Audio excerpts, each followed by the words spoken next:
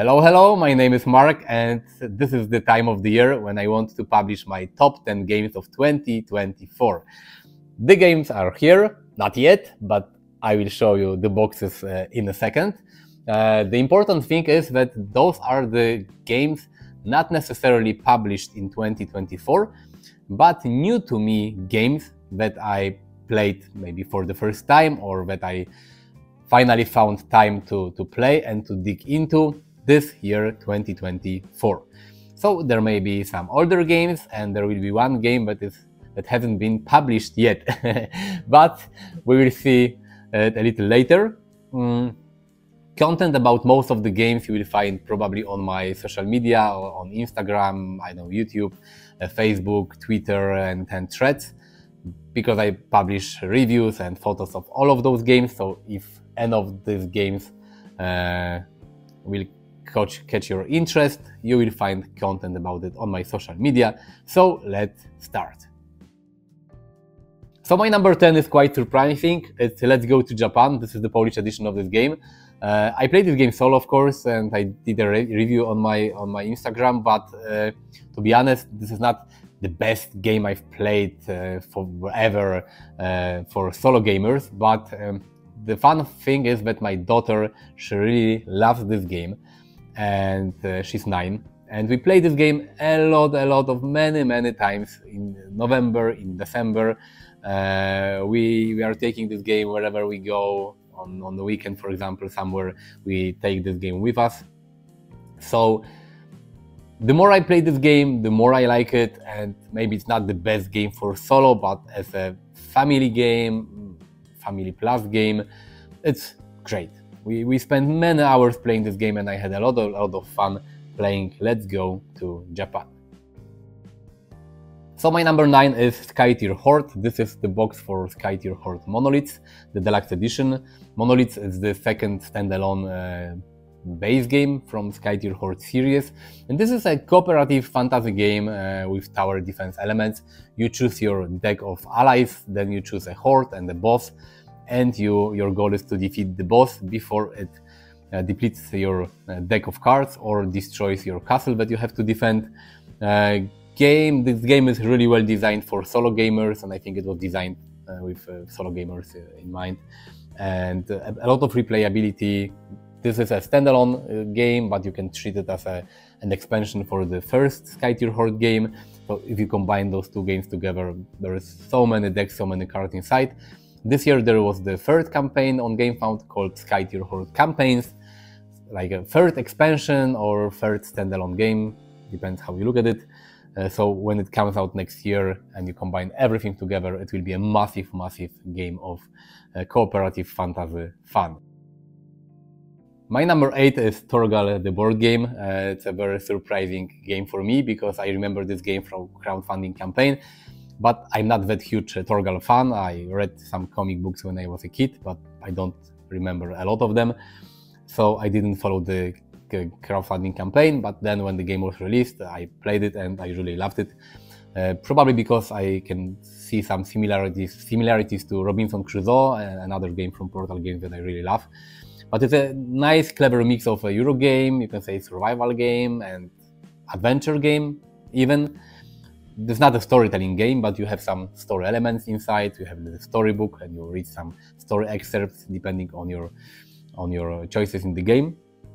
It's really well designed, a lot of cool mechanics like the action selection system, and you use polyomino tiles to fight with enemies. Really cool game, looks great, and after playing the retail edition, I loved it so much that I quickly bought the GameFound edition with a lot of content and cool things inside. So this is a really cool game, and not necessarily for fans of Torgal comic books. As I said, I read the comics, but I don't remember a lot of them, and I still had a lot of fun playing this game here. My number 7 is Andromeda's Edge. You may be surprised why the game is not higher on my list, because I really love Dwellings of Elder Vale. It's in my top 3 all-time favorite games.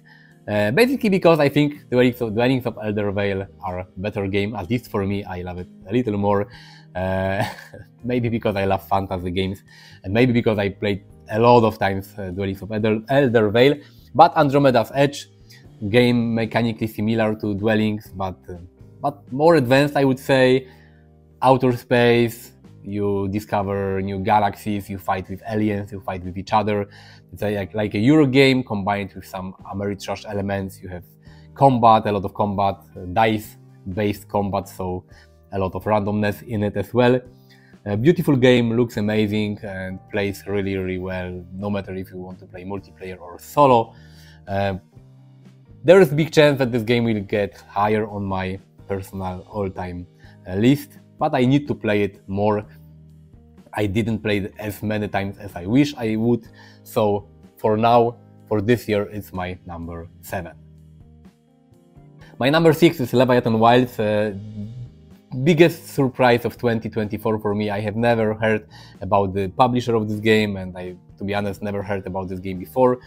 I got this game for review because I read some opinions that it's really cool, and it's a great cooperative game. It's a kind of boss battler, similar to Shadows of the Colossus, a video game. You have to climb those big bosses, but not to defeat them, but rather to save them.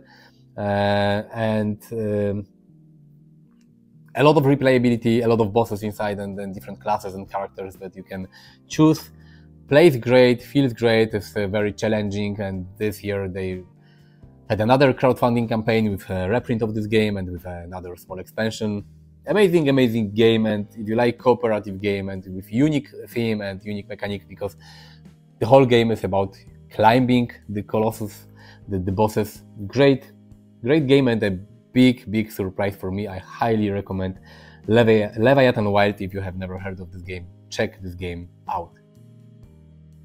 So my number 5 is Endeavor Deep Sea.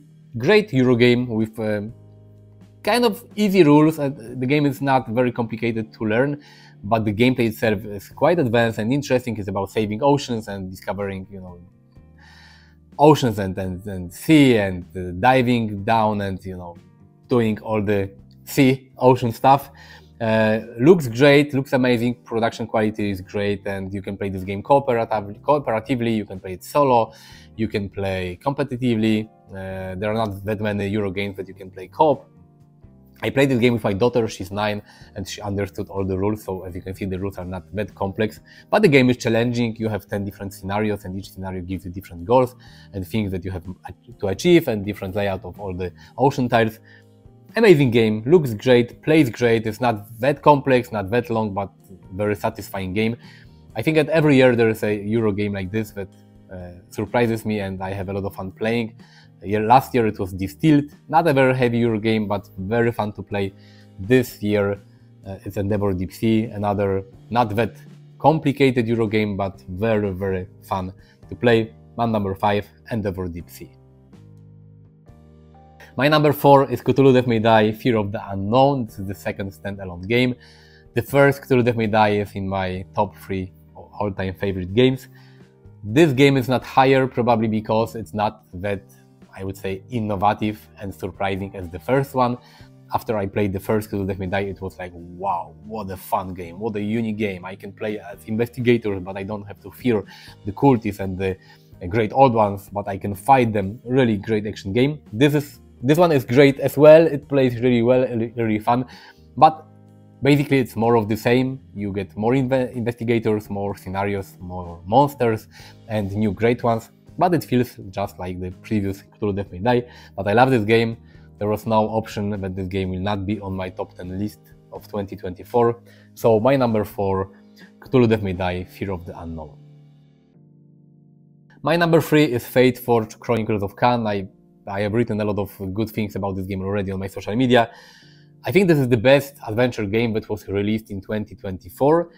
Plays great, you have interesting combat, interesting story, all the elements like story and exploring of the main city and combat are here in good proportions. It's not like there is too much story or, for example, you have interesting combat but a boring story.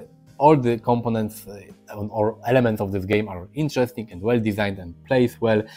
This game is great if you don't have time for very long campaign games where one scenario plays for 3 or 4 hours. You can play this game in shorter like game sessions because this game uses an app.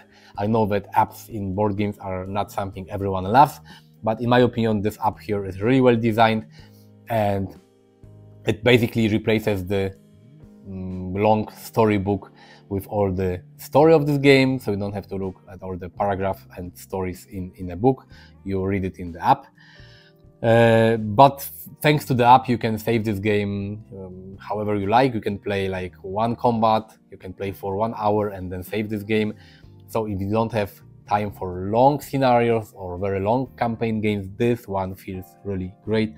I love this game. There's this base game, there was one expansion, and another expansion with another story campaign will be crowdfunded next year, if I'm not mistaken. So if you like fantasy cooperative adventure game, definitely check out Fateforge, my number 3 of 2024. So my number 2 is Speak Easy. I know it's a controversial choice because this game hasn't been released yet. It was crowdfunded this year, and the game will be released I think in 2025, but I got the prototype for review. And just like with, I think, all Eagle Gryphon games, the prototype is basically the final version of this game. There were no rules changes since the prototype was released. And this, what I got, feels like a final and complete game.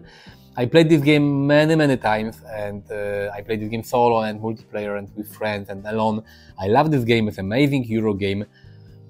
I know that a lot of you didn't have a chance to play this game, but trust me, it's an amazing game, and there was no chance not to put this game on this list, because it's one of the games I had most fun playing this year, and that left the biggest impression on me. For a long time, this game was on my number 1 for this year. There's another game that turned out that I love more, but Speak Easy is an amazing game. It's about a game about a mob, about prohibition. The action takes place in 1920s. Mechanically, this game is amazing.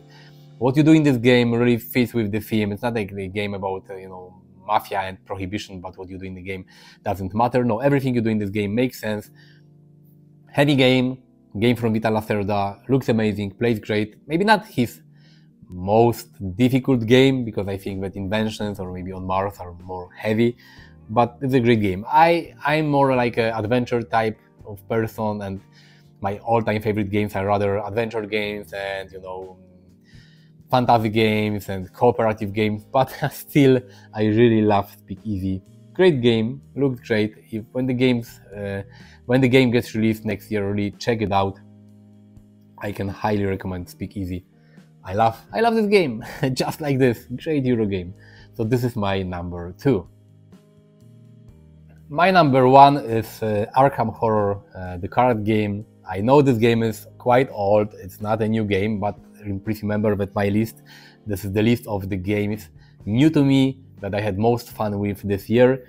I tried to play this game in the past, but without any success. Once I went to a board game pub and I tried to play this game by taking the game from the shelf, but I couldn't learn this game when I was in this pub. Then I tried to play it at home, it didn't click with me. This year I finally played this game, learned this game and got into this game, and I love this game. This is an amazing adventure cooperative game. Of course, you need to like the theme of this game, the Cthulhu mythos, Lovecraft stories, and unknown monsters and terror and horror.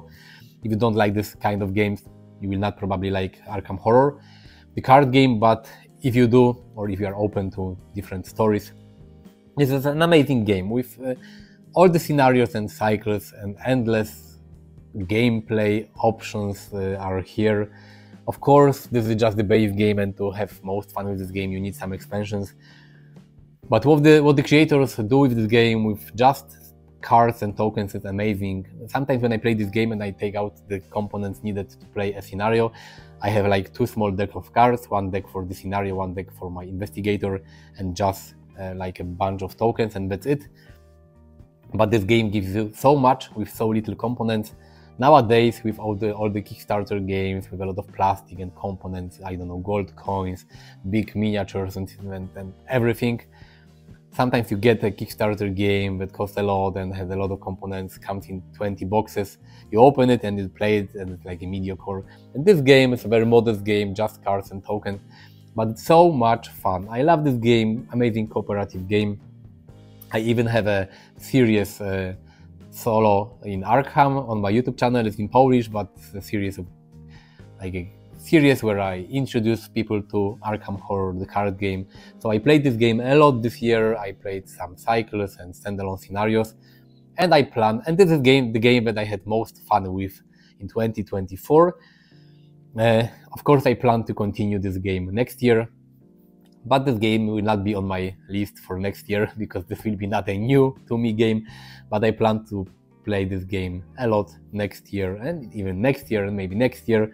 I think this is the best adventure cooperative game I have ever played, and I highly recommend this game to you as long as you like the theme of this game. Great game, even though it's not a new game, amazing adventure game. My number one of 2024. So this was my list of my favorite games that I played in 2024. I hope you found those games interesting. Let me know in the comments what are your favorite games that you played this year.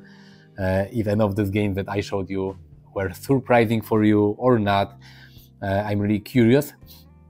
Of course, there were so many games released that probably there are other great games, but that I played this year. But a top 10 list is a top 10 list, and I cannot put 20, 30, 40 games on that list.